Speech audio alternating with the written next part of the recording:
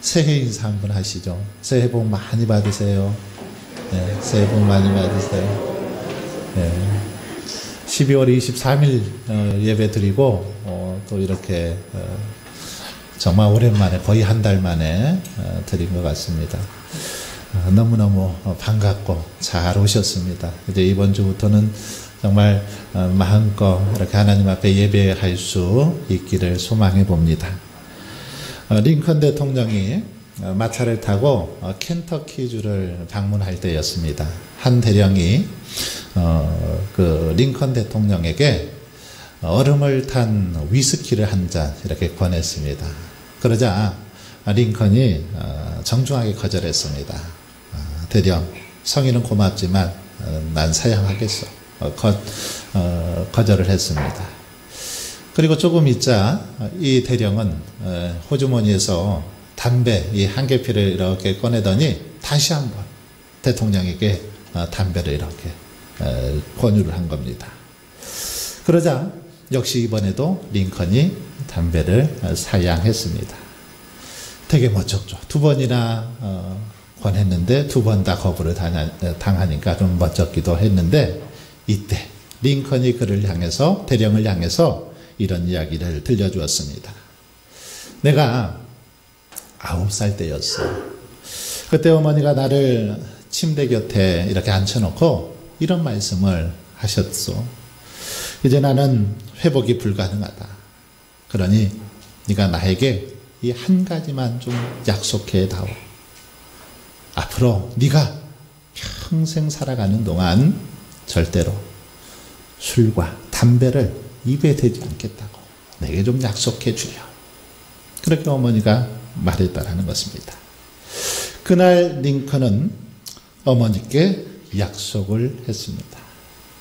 그래서 내가 그 이후로는 술과 담배 늘 거절하는 것이요 라고 대령에게 얘기를 해 주었습니다. 대령은 링컨의 이 말을 듣고 굉장히 큰 감동을 받았습니다. 어머니와의 어릴 적에 그 약속을 지키기 위해서 평생 그렇게 술을, 담배를 입에 대지 않고 살아가는 그 링컨의 모습 속에서 큰 감동을 받게 되었습니다. 여러분, 우리는 살아가면서 수많은 약속을 하고 살아가죠. 하지만 우리는 많은 약속들을 하지만 그 약속을 지키지 못할 때가 많이 있습니다. 지키려고 노력해도 때로는 능력이 부족해서, 힘이 붙여서, 환경이 안 되어서, 형편이 안 되어서 그 약속을 지키지 못하는 경우들이 많이 있습니다. 하지만 우리 하나님은 다릅니다. 하나님께서는 한번 약속하시면 반드시 그 약속을 지켜주십니다. 하늘이 무너져도 땅이 갈라져도 약속하신 말씀은 반드시 지키시는 분입니다. 성경이 무엇입니까? 성경은 하나님께서 우리에게 약속하신 말씀, 이 말씀을 그대로 이루어 주셨음을 증거해 주는 것, 증명해 주는 게 바로 성경이다라고 말씀드릴 수 있습니다. 성경을 한번 잘 보십시오. 하나님은 언약하신 것에 대해서는 반드시 그 약속을 지켜주셨습니다. 누구든지 어떤 사람과 약속을 하셨든지 간에 약속하신 대로 반드시 그것을 지켜주셨죠. 노아에게 다시는 홍수로 멸하지 않겠다라고 약속하신 그대로 그렇게 하나님께서는 지켜주셨습니다. 왕위가 나올 것이다. 영원토록 나올 것이다. 끊어지지 아니할 것이다. 약속하신 대로 그렇게 해 주셨습니다. 아브라함에게 복의 근원이 되겠다. 약속하신 대로 그렇게 해 주셨던 걸 볼 수 있습니다. 오늘 본문은 성경에서 아주 중요한 뼈대가 되는 그런 본문입니다. 출애굽기 19장, 오늘 19장 1절부터 민수기 10장 10절까지를 우리는 시내산 언약이라고 부릅니다. 시내산 법전이라고도 하죠. 하나님은 이스라엘 백성들에게 율법을 주시면서 그런 말씀을 하시죠. 너희는 내 백성이 되고 나는 내 하나님이 되시겠다라고 그렇게 백성들과 약속을 하십니다. 이 약속을 시내산에서 하셨다고 해서 시내산 언약이라고 그렇게 말합니다. 시내산 언약은 특별히 여러 언약 가운데서도 참 중요합니다. 왜냐하면 이 시내산 언약은 이스라엘의 모든 율법의 근간이 되기 때문입니다. 이스라엘의 근간이 모든 율법이 이 시내산을 통해서 시내산 언약을 통해서 주어졌기 때문이죠. 시내산 언약은 이스라엘 백성들이 어떻게 하나님을 예배할 것인지에 대해서 잘 말씀하고 있습니다. 그리고 이웃들과의 관계 속에서 어떻게 사회생활을 해야 될지도 이 시내산 언약을 통해서 가르쳐 주고 있습니다. 뿐만 아니라 모든 법률에 대해서 여기서 다루고 있고 또 성막, 제작 방법에 대해서도 이 시내산 언약을 통해서 하나님께서 가르쳐 주고 있는 걸 볼 수 있습니다. 그 가운데 오늘 본문은 시내산 언약의 도입부이죠. 시작하는 머리말인데 애굽을 떠난 후 처음으로 시내산 기슭에 여장을 풀고 장막을 친 이스라엘 백성들에게 하나님께서 모세를 산 위로 부르시죠. 그리고 모세와 언약을 맺으시는 장면, 바로 오늘 말씀입니다. 오늘 본문에서 특별히 4절, 5절, 6절 말씀을 이렇게 집중해서 살펴보며 함께 은혜를 나누고자 합니다. 4절에 보시면 하나님께서는 내가 애굽 사람에게 어떻게 행하였음과 너희를 어떻게 독수리 날개로 업어 인도하였는지를 너희가 경험하지 않았느냐 이렇게 묻고 계십니다. 하나님은 애굽의 장자의 죽음을 포함한 그 10가지 재앙을 내립니다. 10가지 재앙을 내리심으로 그 완악하던 바로의 손에서 이스라엘 백성들을 구출해내시지요. 이스라엘을 종으로 부리던 애굽 어떻습니까? 저들이 순순히 이스라엘 백성들을 내어줄 리 만무하죠. 순수히 내줄 수 없었습니다. 그러나 집집마다 장자들이 다 죽어져 갈 때 어쩔 수 없어서 그때는 두 손 두 발 다 들고 이스라엘 백성들을 내어 보냈습니다. 하지만 애굽은 얼마 안 가서 군대를 이끌고 뒤쫓아 오지요. 이제 이스라엘 뒤에는 애굽 군대가, 그리고 앞에는 홍해가 가로막혀 있습니다. 한마디로 진퇴양난이죠. 앞으로 갈 수도 없고 뒤로 나아갈 수도 없습니다. 일촉즉발의 그런 위기 상황이었습니다. 그때 하나님께서 아주 놀랍게 역사하시죠. 하나님께서 아주 강력한 동풍을 불게 하셔서 홍해를 가르시죠. 홍해를 갈라서 마른 땅이 되게 하셔서 그곳을 이스라엘 백성들이 건너가게 하십니다. 그리고 애굽 군대가 추격해 오자 다시금 이 홍해물이 흐르게 해서 그들을 다 수장시켜버리고 마는 걸 볼 수 있습니다. 이런 모습을 4절 말씀은 하나님이 독수리 날개로 업어 인도하셨다 이렇게 표현하고 있습니다. 이스라엘 백성들을 하나님께서 독수리 날개로 업어 인도하셨다. 이 독수리 날개, 이것은 하나님의 초월적인 능력, 하나님의 권위, 하나님의 위엄을 상징하는 그런 단어입니다. 여러분, 독수리 어떻습니까? 새 중의 왕이죠.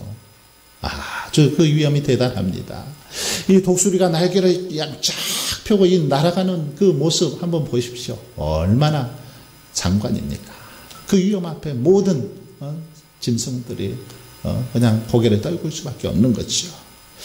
그런데 이 독수리를 보면, 독수리는 둥지를 만들 때 어디에 만듭니까? 아주 높은 그런 절벽 위에다가 만드는 것을 볼 수 있습니다. 아무도 번접할 수 없는 그런 곳에 둥지를 들고 거기에다가 알을 낳고 새끼를 거기서 키웁니다. 그런데 이 독수리가 새끼를 키우는, 훈련하는 그 모습을 보면 굉장히 냉정한 걸 볼 수 있습니다. 이제 새끼가 이렇게 막 날개짓 연습을 하게 되면 그때쯤 이 어미 독수리가 새끼 독수리를 그냥 둥지에서 밀어냅니다. 밀어내버리는 거예요. 밀어내면 어떻게 될까요? 높은 그 곳에 둥지를 들고 있었기 때문에 떨어지면 죽는 거죠. 그러니까 이 새끼가 막 날아보려고 안간힘을 다해서 막 날개를 그렇게 휘젓는 거죠. 날개를 치는 것입니다. 그런데도 처음에는 떨어지는 거죠. 땅바닥에 곤두박질 치는 그 순간 잽싸게 어미독수리가 날아가서 어떻게 합니까? 그 새끼를 탁 날개 위에다가 받아줍니다. 큰 날개로 받아서 다시 둥지로 데리고 가지요. 그리고는 또다시 둥지에서 밀어들입니다. 이것을 계속해서 반복합니다. 그 반복을 통해서 나는 법을 익히는 거죠. 그런데 이때의 장면을 설명하는 말씀이 바로 독수리 날개로 너희를 업어서 인도하셨다. 이 말씀입니다. 이 장면을 아주 잘 묘사하고 있는 말씀이 독수리 날개로 너희를 업어 인도하셨다라는 거죠.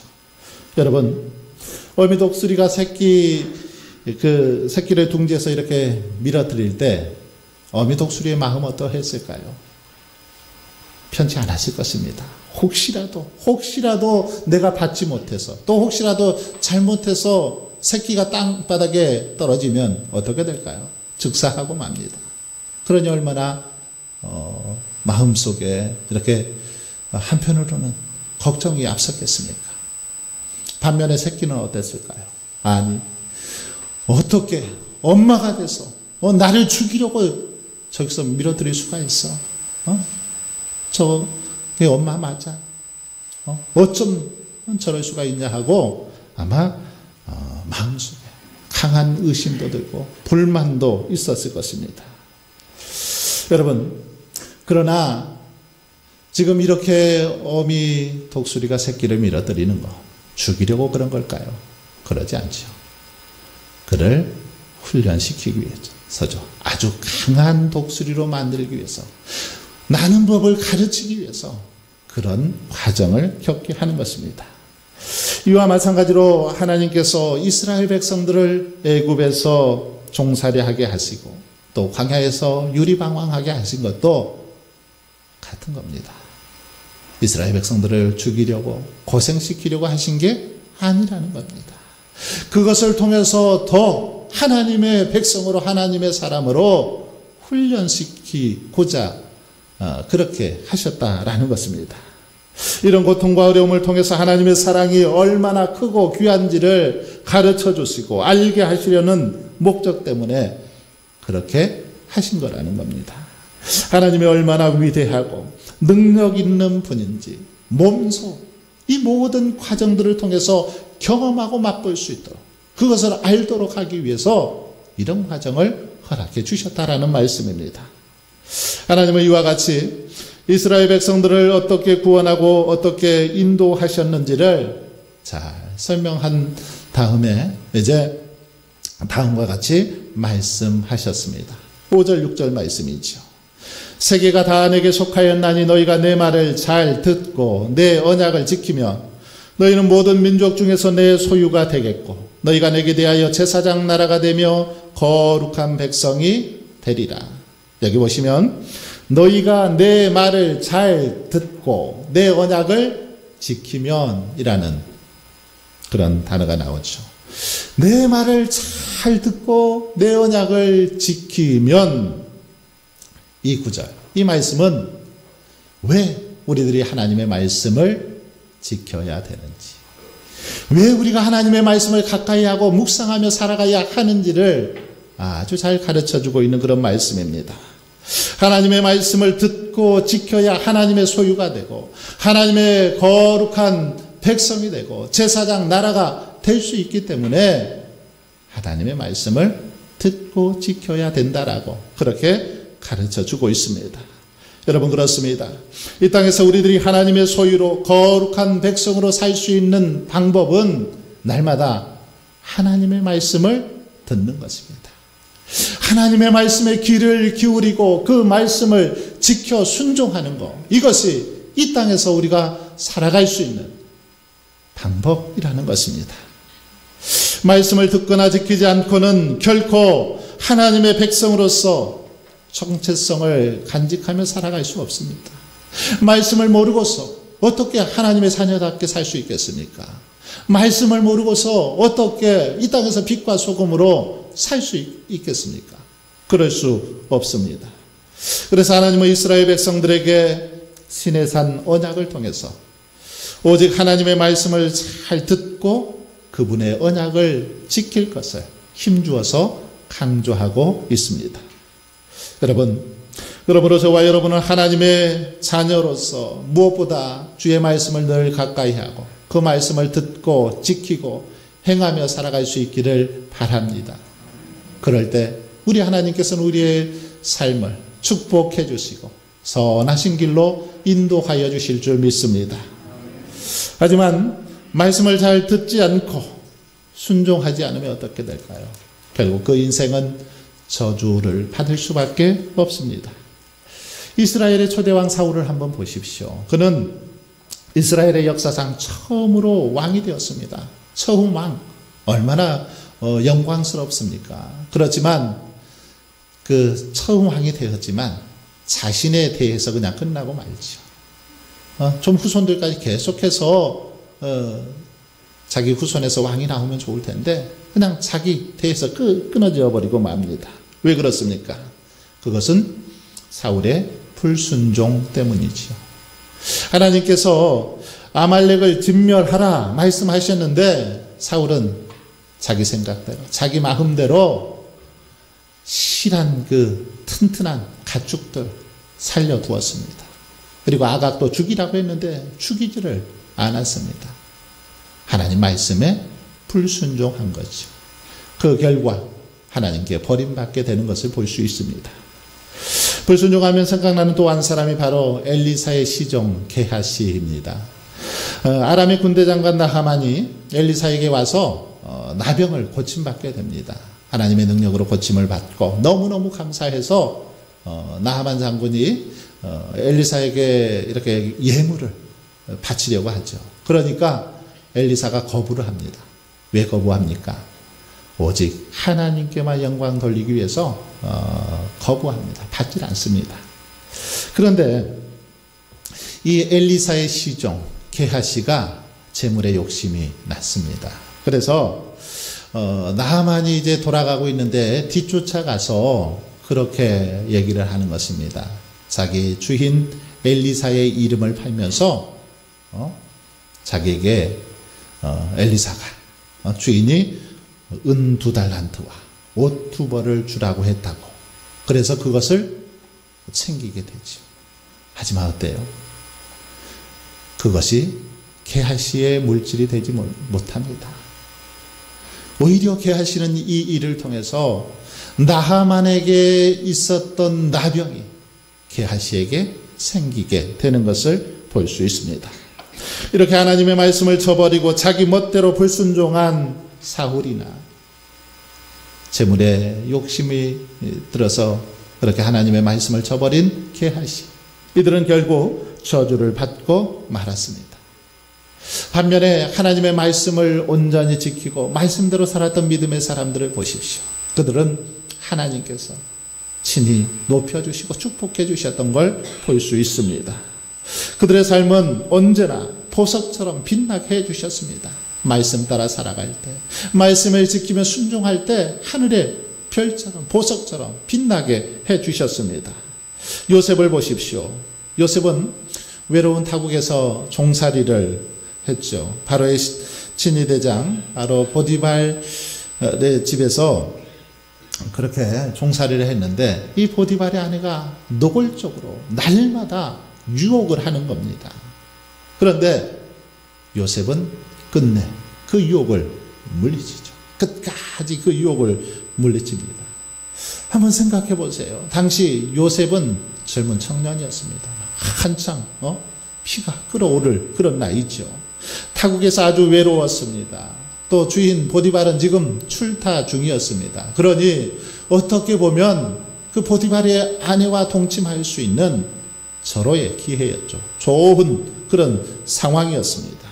하지만 요셉은 겉옷이 벗겨지는 그런 상황 속에서도 그 유혹에 넘어가질 않습니다. 여러분, 도대체 무엇이 요셉을 그렇게 행동하도록 만들었을까요?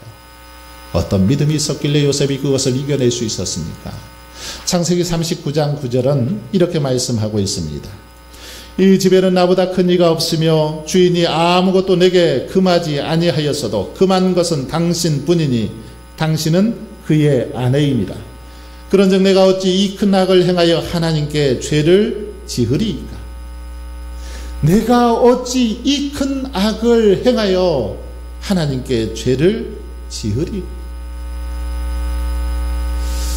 이 말은 요셉이 얼마나 지금 하나님의 현존 앞에 살아가고 있는 사람이었는지, 왜 그가 시험 속에서도 유혹 속에서도 넘어지지 않았는지를 아주 분명하게 보여주고 있는 그런 말씀입니다. 여러분, 그렇습니다. 요셉은 늘 하나님을 의식하며 살았다라는 것입니다. 하나님이 살아 계셔서 지금 내 모든 모습 다 이 순간에 보고 계신다. 내 앞에서 하나님이 두 눈 부릅뜨고 보고 계신다.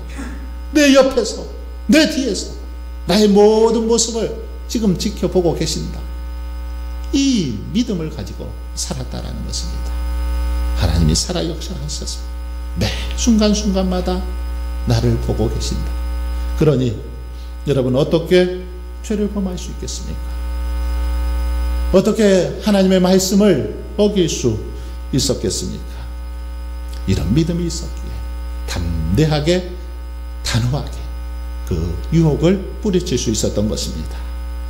여러분, 우리의 삶은 어떤 의미에서 매 순간순간이 하나님 앞에서 시험을 치르는 그런 시간과 같습니다. 매 순간순간 하나님 앞에 시험을 치릅니다.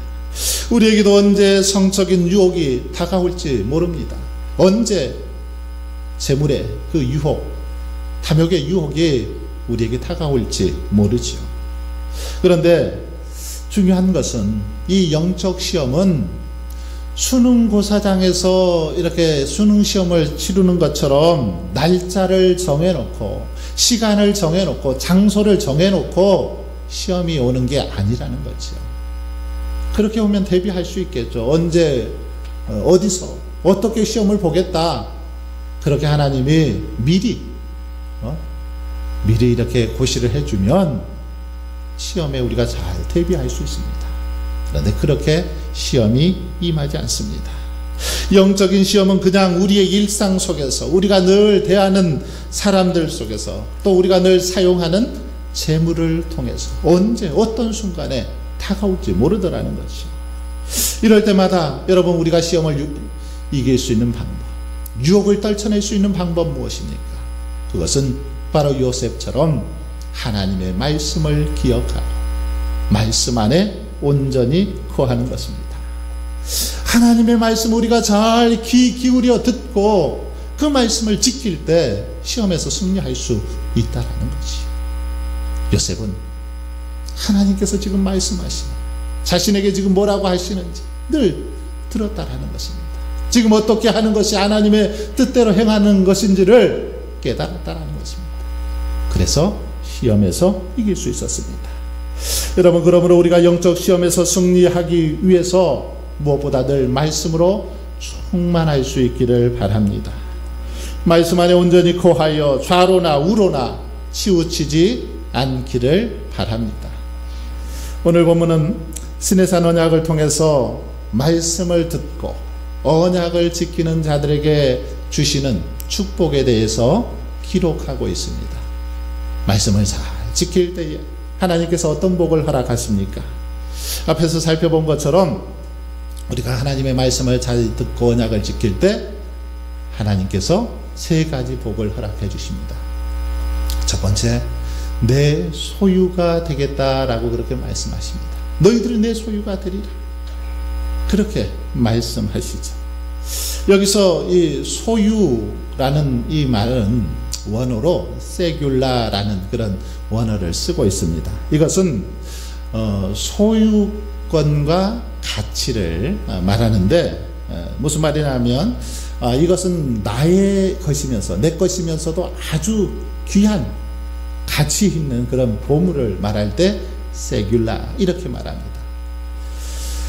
그러니까 이 말은 하나님께서 당신의 그 말씀에 순종하는 사람들, 말씀을 잘 듣고 지키는 자들을 향해서 하나님이 그렇게 말씀하시는 거죠. 너는 나의 아주 특별한 보물이다. 너는 나의 가장 가치 있는 존재다. 이런 의미가 바로 나의 소유라는 단어, 세귤라라는 단어의 의미라는 것입니다. 너는 내 소유가 되겠다. 이 말은 너는 나의 가장 값어치 있는 아주 귀한 보물이다. 특별한 보물이다. 이렇게 말씀하시는 거라는 겁니다. 그러므로 여러분, 요셉이 보디발 아내의 유혹을 뿌리치고 하나님의 명령을 지켰을 때 하나님께서 요셉을 향해서 그렇게 말씀하신 거죠.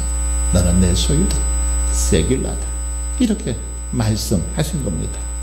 이렇게 요셉이나 아브라함처럼 삶의 순간순간마다 그분의 뜻에 순종하는 사람들, 말씀을 따라 살아가는 사람들에게 하나님께서 너는 나의 특별한 소유다라고 인정해 주신다는 것입니다. 하나님의 말씀이라면 자신을 쳐서 복종시키고, 하나님의 뜻이라면 갈 바를 알지 못해도 순종하며 나아가는 것, 이게 바로 하나님의 소유된 백성들의 모습입니다. 그러므로 저와 여러분은 하나님의 말씀에 온전히 순종함으로 하나님으로부터 모든 민족 중에서 나의 소유다, 세귤라다 인정받을 수 있기를 바랍니다. 두 번째로, 말씀을 듣고 지키는 자에게 주시는 복은 제사장 나라가 되겠다라고 그렇게 말씀하십니다. 제사장 나라.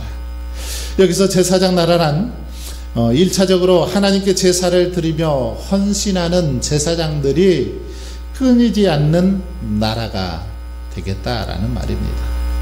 제사장 나라. 하나님께 제사를 드리고 그 제사를 드리는 사람들이 끊이지 않는 그런 나라로 만들어 주겠다라는 것이죠. 즉 이스라엘이 세상의 모든 나라들 중에서 특별히 구별되어서 하나님과 직접적인 교제를 나눌 수 있는 그런 특권을 누리게 될 것이며, 동시에 이스라엘이 열방과 하나님 사이를 연결하는 중재자로서, 중보자로서의 역할을 감당하게 될 것이다. 이런 말씀입니다. 여러분, 그런데 성경은 오늘 우리들을 향해서도 왕같은 제사장들이다 라고 말씀하고 있습니다.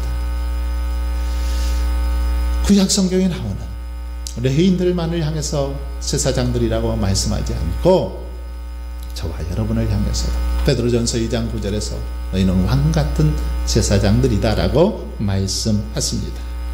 그러므로 이제 우리들은 하나님 앞에서 마땅히 제사장과 같은 그런 삶을 살아야 될 줄 믿습니다. 날마다 하나님과 친밀한 교제를 나누는 거룩한 삶을 살고 하나님과 모든 인류를 화평케 하는, 즉 복음 전파의 사명을 통해서 하나님을 영화롭게 하고 나아가 많은 사람들을 구원의 길로 인도하는 그런 믿음의 삶을 살아가는 것, 바로 이것이 제사장된 삶의 모습입니다. 마지막으로 하나님은 당신의 말씀을 순종하는 자들에게 거룩한 백성이 될 것이다, 그렇게 말씀하시죠. 여기서 거룩하다라는 말은 따로 떨어진, 구별된 이라는 그런 의미를 가지고 있습니다. 즉 하나님이 거룩하시다라는 말은 무슨 말입니까? 우리 인간과는 구별되신 분이라는 거죠. 우리 인간과는 구별된, 완전히 구별된 분이라는 겁니다. 따라서 거룩한 백성이란 이 타락한 세상에서 구별되어서 하나님의 소유로 선택된 무리들을 말합니다. 세상과는 구별돼서 하나님의 소유로 그렇게 선택된 무리들이 거룩한 백성입니다. 그리고 오직 하나님을 위해서 쓰임받는 그런 사람들이죠. 그런데 거룩하신 하나님께서는 우리에게 뭐라고 말씀하십니까? 내가 거룩하니 너희도 거룩할지어다. 하나님께서 거룩하신 같이 너희들도 거룩할 것을 강조하고 있습니다. 그러면 여러분, 우리가 어떻게 거룩할 수 있습니까? 어떻게 해야 우리가 거룩한 하나님을 본받아 우리도 거룩한 삶을 살아갈 수 있습니까? 그것은 바로 말씀과 기도로 가능합니다. 디모데전서 4장 5절은 말씀과 기도로 거룩하여짐이니라 그렇게 말씀하고 있습니다. 하나님의 말씀, 하나님 앞에 부르짖을 기도하는 그 기도를 통해서 우리가 거룩해질 수 있다라는 사실입니다. 사랑하는 성도 여러분, 그러므로 저와 여러분도 무엇보다 성령 충만, 정말 말씀 충만함, 기도 충만함으로 죄악과 분리되고 세상과 구별될 수 있기를 바랍니다. 이 땅에서 거룩한 정말 백성이 될 수 있길 바랍니다. 그래서 하나님 앞에 더 아름답게 쓰임받고 하나님 앞에서 너는 내 소유다 그렇게 인정받으서 칭찬받으서 저와 여러분의 삶이 될 수 있기를 주님의 이름으로 축원합니다.